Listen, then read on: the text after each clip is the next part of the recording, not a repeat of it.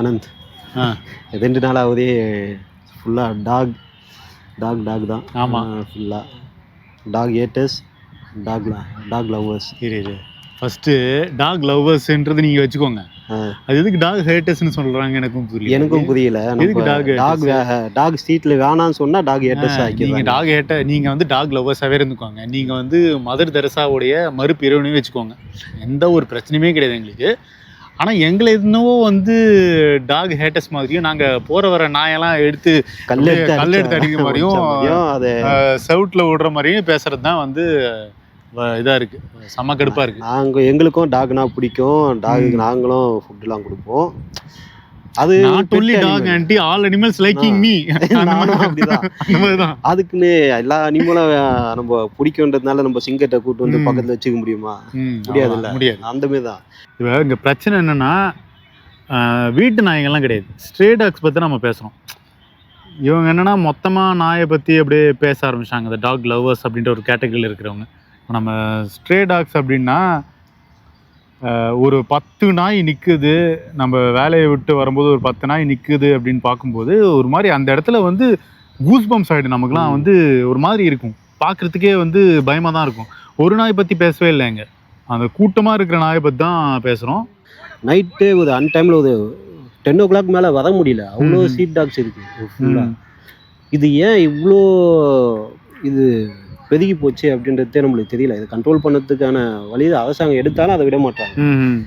என்ன பிரச்சனையா இருக்கு? அதுதான் இப்போ சுப்ரீம் கோர்ட் வந்து ஆர்டர் கொடுத்துருக்காங்க, டெல்லியில் வந்து ஸ்ட்ரே டாக்ஸ்லாம் இருக்கக்கூடாது அப்படின்னு சொல்லி. நல்ல கான்செப்ட் தான் அது.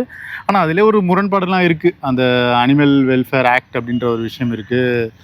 ஆனால் இங்கே என்னென்னா ஸ்ட்ரே டாக்ஸை வந்து சாவடிக்கணும் அப்படிலாம் எதுவுமே அவங்க சொல்லவே இல்லை. யாருமே அதெல்லாம் சொல்லலை. எடுத்து ஒரு சேஃபான ஒரு ஷெல்டரில் போய் வைங்க அப்படின்றாங்க. ஆனால் அங்கே ஒரு கேள்வி என்னென்னா ஷெல்டர் இங்கே இல்லையே அப்படின்ற ஒரு கேள்வி. ஆனால் பலதரப்பட்ட இந்த சோஷியல் அவேர்னஸ் இருக்கிறவங்க, ஐ மீன் இந்த சமூக சேவகர்லாம் இருக்காங்களா, அவங்க என்ன சொல்கிறாங்கன்னா டாக்ன்றது அது வைல்டு அனிமல், ஸோ அதை போய் காட்டில் விட்ருங்கன்றாங்க. உன்னோட கருத்து என்ன? ஓகேவா அது மாதிரி காட்டில் விட்டால் அது ஓகேவா? அது அந்த மாதிரி சர்வே ஆகுமா? அது ஆனால் ஆகும்னு தான் நினைக்கிறேன். ஏன்னா அதுவே ஆகும். அது வந்து இப்போ ஆல்ரெடி அது வைல்டு அனிமலாக தானே இருந்தது. ஆமாம், காலப்போக்கில் தான் நம்ம பழகிக்கிட்டோம். ஆமாம், நம்ம வீட்டு அனிமலாக மாறிச்சு. ஆமாம். கொஞ்சம் வருஷத்துக்கு முன்னாடி பார்த்தீங்கன்னா நீ சென்னையில் வந்து நிறைய பன்றிகள் சுற்றிட்டு இருக்கோம், கழுதைகள்லாம் இருக்கும். நான் சின்ன வயசாக இருக்கும்போது பார்த்துருக்கேன். இப்போல்லாம் இல்லை. அது சிட்டிலெல்லாம் நிறைய இல்லாமல் போயிடுச்சு. என்னதான் இருந்தாலும் இங்கே இது மனுஷனால உருவாக்கப்பட்ட ஒரு உலகம் தானே. நமக்கு தானே ஃபஸ்ட்டு நமக்கே ஒரு ஆபத்து அதனால அப்படின்னா அதுக்கப்புறம் தான் நம்மளுக்கு அப்புறம் தான் அதெல்லாம் ஃபஸ்ட்டு. அது நீ சர்வே பண்ணோம், நம்ம காட்டில் விடுறது நல்ல விஷயம்தான். அங்கே அது சர்வே பண்ணாதது அது பண்ணி. சில பேர் சொல்கிறாங்க இந்த உலகம் மனுஷனுக்காக மட்டும் கிடையாது, நாய்களும் நரிகளும் அப்படின்ற எல்லாருக்கும் தான். அப்போ ஏன் கொசு பூச்சி இதெல்லாம் அடிக்கிறீங்க, ஏன் கரப்பாம்பூச்சி அடிக்கிறீங்க? இதே அந்நிய நாளிலே கேட்டாங்க இந்த கேள்விலாம். அதுதான் நம்மகிட்ட நமக்கும் கேள்வி இருக்கு. நம்ம கொசு வந்தா கொசு எப்படி அடிச்சிட்டு போவோம், அதுவும் ஒரு உயிர் தானே, அதையும் நம்ம அடிக்கக்கூடாதுன்னு விட்டு போகலாம்ல. இல்லை அது வந்து நமக்கு பிரச்சனையா இருக்குல்ல, நம்ம வாழ்றதுக்கான உலகம் தானே இது ஃபர்ஸ்ட். ஆனால் என்னன்னா ஒரேடியா நம்ம அந்த ஸ்ட்ரே டாக்ஸை அப்படி ஒழிச்சு கட்டுறது என்ன அப்படி சொல்றேன்னா அது வந்து இல்லாம ஆக்க முடியுமா? அது வந்து இல்லை ப்ராக்டிக்கலா இருக்கு, இல்லாம ஆக்குறதுன்னுலாம் சொல்லலை யாருமே. இங்க அதை கொன்றுங்க அது வேணாம் அப்படின்லாம் சொல்லலை. அது வந்து மனுஷங்களுக்கு தொந்தரவு இல்லாமல் அதை கட்டுப்படுத்தணும் அப்படின்னு தான் அரசாங்கமும் சொல்லிட்டு மனுஷங்களும் எல்லாரும் சொல்கிறோம். இப்போது என் குழந்தையோ எங்கள் அம்மா அப்பாவோ விட எனக்கு நாய் முக்கியம் இல்லை. கண்டிப்பாக.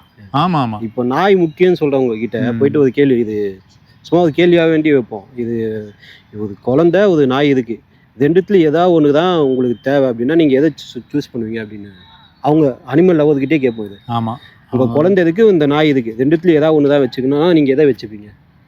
அவங்க குழந்தைய தான் சொல்லுவாங்க. ஆனால் அதையும் ஒரு கான்செப்ட் சொல்லுவாங்க, அந்த நாயை நான் குழந்தையா பார்க்குறேன்றாங்களே. நாயை குழந்தையா பார்த்தீங்கன்னா நீங்கள் வீட்டுக்குள்ளே வச்சுங்க, எல்லா ஸ்ட்ரீட் டாக்கையும் எடுத்து போயிட்டு குழந்தை மாதிரி நீங்கள் வீட்டிலேயே வச்சுக்கிட்டு பால் கொடுங்க, சாப்பாடு கொடுங்க. என்ன பண்ணுறாங்கன்னா போட்டி கொடுங்க. மொத்த ஸ்ட்ரீட் டாக்ஸுக்கும் உணவு கொடுத்துட்றாங்க, உணவு கொடுங்க என்ன வேணா பண்ணுங்க. அது வந்து வரவும் போகிறவங்களாம் கடிச்சு வைக்குது. அனிமலுக்கு ஃபீட் பண்ணுறதே தப்பான கான்செப்ட். ஆகிரும், அது ஆட்டோமேட்டிக்காக சர்வே ஆகும். அதாவது எல்லாமே அதுக்கான ஒரு திறமை இருக்குது, சர்வே பண்ணுறதுக்கான திறமை இருக்குது. இப்போ நமக்கு வந்து டெய்லியும் ஒருத்தர் சோறு போட்டுட்டு நீ வீட்டுக்குள்ளேயே இது ஆமாம் அப்படின்னு சொன்னால் நம்ம இருக்க முடியுமா? நம்ம வந்து சோம்பேறியாக ஆகிடுவோம். நம்ம எல்லாம் 3 வேலையும் எல்லாமே கிடச்சிச்சு, நம்ம என்ன பண்ணுவோம் அடுத்து? ஆமாம். இதில் இன்னொன்று இருக்குது, நாயின்றது ஒரு ஸ்கேவெஞ்சர். ஹைனா, நாய், காக்கா இதெல்லாம் ஒரு ஸ்கேவெஞ்சர். ஸ்கேவெஞ்சர்னா நிறைய இந்த காக்கா செத்து கிடக்குதுன்னா நாய் வந்து சாப்பிடும், நாய் செத்து கிடக்குதுன்னா காக்கா சாப்பிடும். இதுதான் ஸ்கேவெஞ்சர்.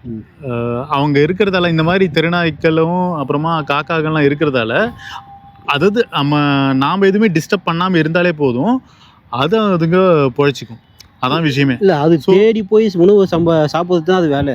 ஆமா, போயிட்டு அதுக்கு ஃபீட் பண்ணிட்டே இருந்தோம்னா அது அதோட தன்மையே மறந்து போயிடுது. இல்ல மறந்து போயிட்டு தான் அது எல்லாமே கிடைச்சிச்சு 3 வேளை. அடுத்து என்ன பண்ணுன்னு தெரியாம போதெல்லாம் கடிக்க ஆரம்பிச்சு. ஆமா, இது இப்போ நீங்க ஒரு நாள் ஒரு ஸ்ட்ரீட்ல சாப்பாடு டெய்லியும் போறீங்க, ஒரு 2 நாள் நீங்க சாப்பாடு போடலன்னா அது அந்த பக்கம் அவங்கள துரத்த தான் செய்யும். இப்போ அந்த மாதிரி ஒரு எலைட் மைண்ட் செட்டோட இருக்கிறாங்கல்ல சில பேர், அவங்க வந்து சாப்பாடு வந்து எல்லா நாய்களுக்கும் போடுறாங்க. விஷயம் என்னன்னா, நல்லா கவனிச்சு பார்த்துருந்தீங்கன்னா அவங்க வீட்டிலே ஒரு நாய் இருக்கும். ஆனா அந்த நாய் இந்த நாய் ஒன்னா ட்ரீட் பண்ணுவாங்களான்னா இல்லன்னு தான் நான் சொல்லுவேன். பண்ண மாட்டாங்க. இன்னும் சொல்ல போனா அந்த நாய் இந்த நாய் கிராஸ் பண்ண வைப்பாங்களான்ற ஒரு கேள்வி இருக்கு. கிராஸ் பண்ண மாட்டாங்க, அதுலயும் ஜாதி பார்ப்பாங்க. கரெக்ட்.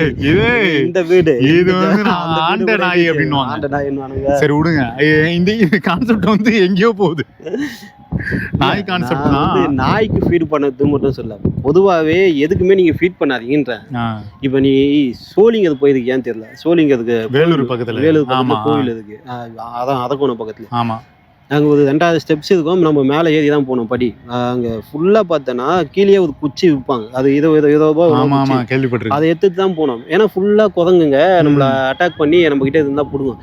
அது ஏன் இப்படி ஆயிடுச்சுன்னா நம்ம அதுக்கு ஃபீட் பண்ணி அது நம்மளை அட்டாக் பண்ணுறதுனால அது வந்து நம்ம கிட்ட இருந்து நம்ம கொடுக்குற உணவு சாப்பிட்றதுக்கு அது இல்லை. அது வந்து காட்டில் ஏதோ போதைக்கு அதை சாப்பிட்டுக்கும், சர்வே பண்ணிக்கும். நம்ம ஃபீட் பண்ணதே தப்புன்ற, அது எல்லாத்தையும் மறந்துச்சு பத்தியா. அது வந்து ஒரு காட்டுல போயிட்டு இது பண்றது, இது உணவு சங்கிலி. அப்புறம் அந்த செடி மரம் வளர்த்தெல்லாம் பாதிக்கும். கரெக்ட். ஆமா, நம்ம ஃபீட் பண்ற உணவுல என்ன இருக்கு, அது வந்து விதையா மாதமா நம்ம ஃபீட் பண்ற உணவுலாம் இல்ல, அது கழிவுகள் போட்டாதானே போயிட்டு விதையா மாதம். ஏதாவது பறவைக்கு ஃபீட் பண்றது, எல்லாத்துக்குமே ஃபீட் பண்ணி அது தன்மையை மாற்றியதும். பறவையெல்லாம் நம்ம வேக வச்ச உணவு தான் போதும், இல்லை அரிசி போதும்னு வச்சுங்க, அது போயிட்டு எங்க எச்சம் போடும், அது எப்படி முளைக்கும். ஆமா, இதெல்லாம் இருக்குல்ல, இந்த கான்செப்ட்லாம் இருக்குல்ல, அதெல்லாம் பார்க்க மாட்டாங்க. ஸோ இப்போ ஆக்சுவலாக இன்னொன்றும் இருக்கு. நம்ம இப்போ இந்த டாக் லவ்வர்ஸ்னு இருக்காங்கல்ல, அவங்கள யாரையுமே வந்து ஒட்டுமொத்தமாக அடிக்கணும் அப்படின்ற மாப் மென்டாலிட்டியோட நம்ம பேசவே இல்லை. அதையும் நம்ம இந்த வீடியோவில் சொல்லிடலாம். இல்லை யாருமே அதுதான் ஒட்டுமொத்தமாக அவங்கள வந்து இது பண்ணணும், கலாய்க்கணும் அப்படின்லாம்.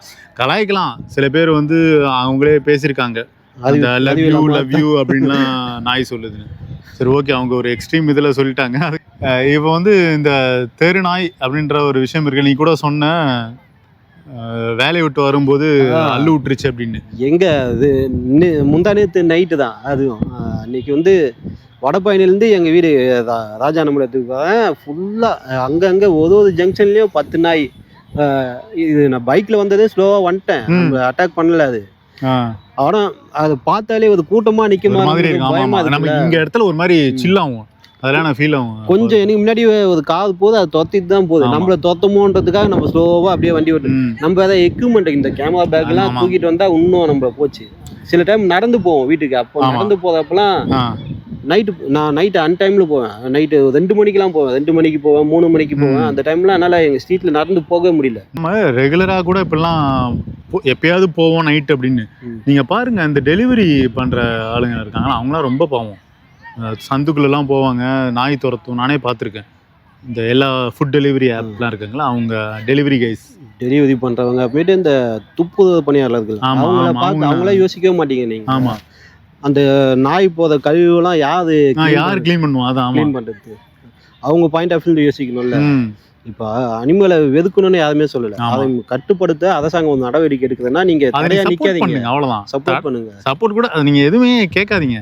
இப்போ நாய் வந்து எல்லாமே இது பண்ணிட்டாங்க, அப்புறப்படுத்துறாங்க அப்படின்னு சொல்லி பொங்குறாங்க. இதே ஊர்ல இதே தமிழ்நாட்டில் பல இடங்கள்ல உங்களுடைய பக்கத்து ஏரியாவில் இருக்கிற ஆளுங்களை அப்புறப்படுத்துறாங்க. நான் சொல்றது எக்ஸாம்பிள். அந்த மாதிரி நீங்கள் வந்து ஒரு பெசன் நகரில் இருக்கீங்கன்னா அங்கே பக்கத்துலேயே பின்னாடி வந்து ஒரு எங்கள் ஏரியாலே நடந்தது அந்த மாதிரி சொல்கிறேன். அப்புறப்படுத்தி அதான் சொல்கிறல, செம்மஞ்சேரி, கண்ணகி நகர், அங்கே எடுத்து போய் மக்களை போட்டுருந்தாங்க. அதுக்காக அவங்க போராடணும்லாம் தேவையில்ல, அட்லீஸ்ட் அவங்க யோசிச்சிருப்பாங்களான்னு கூட எனக்கு தெரியாது. நிஜமா இப்போ பார்த்தோன்னா நாய் வந்து உண்மையிலே நன்றி உள்ளது, அன்பு காட்டும் அப்படின்னு நானும்லாம் ஃபீல் பண்ணியிருக்கேன்.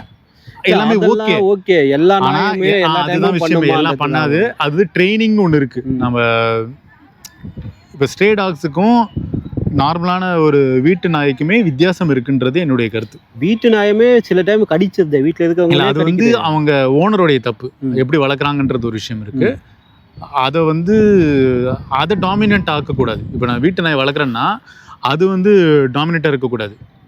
இப்போ நாம தான் டாமினேட்டா இருக்கும். வீட்டு நாய் நிறைய வாக்கிங் கூட்டு போவாங்க பாத்தீங்களா, அதுக்கு அந்த கப்பு போட்டு தான் கூட்டு போவாங்க, ரூல்ஸ் இருக்கு. ஆமா, யாருமே அப்படி கூட்டு போற மாதிரி நம்மளுக்கு தெரியல.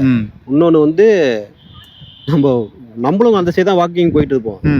அவங்க வந்து இந்த நாயை ஒரு லெவலுக்கு நம்ம பிடிச்சும் வச்சுக்க மாட்டாங்க, அவங்க லெஃப்ட் சைட்லயும் கொண்டு போக மாட்டாங்க. நம்ம போற பக்கமே அந்த நாய் கடிக்கிற மாதிரி தான் உதவி, நம்மளுக்கு ஒரு பயம் இருக்கும். ஆமா, இப்போ ஃபாரின் பீட்லாம் வாங்கி வளர்க்குறாங்கல்ல, அதுக்கெல்லாம் ஃபர்ஸ்ட் லைசன்ஸ் இருக்கு, அதெல்லாம் வளர்க்கலாமா ஃபர்ஸ்ட் நம்மளுக்கு? அந்த ராட்வெய்லர் சொல்றேன், அந்த மாதிரியான ஒரு அக்ரெசிவான டாக், அதெல்லாம் வீட்டு அனிமல் இல்ல. ராட்வெய்லருக்கு வந்து லைசன்ஸ் இல்லைன்னு தான் நினைக்கிறேன். ஏன்னா நிறைய பேர் ஆனா அதையும் மீறி அவங்க வளர்க்குறாங்க. நாய் வளங்க, எல்லாமே வச்சுங்க, எல்லாமே உங்க வீட்டுக்குள்ளே வச்சுக்கோங்க அப்படின்னு நீங்க தொல்லை பண்ணாதீங்க அடுத்தவங்கள.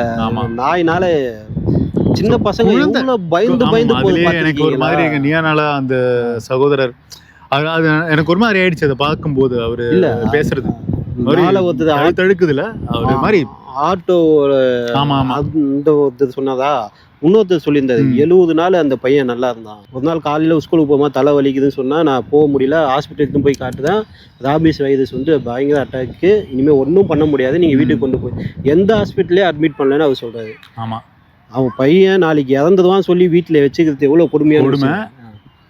இது சொன்னோடனே இன்னொருத்தவங்களையும் ஞாபகம் வருது. அதிலே நர்ஸ் ஒருத்தவங்க பேசுகிறாங்க. அவங்க பாருங்க, நர்ஸுடைய லைஃப் நமக்கு தெரியும், எப்படி அவங்க 12 hours மேலே ஒர்க் பண்ணுவாங்க.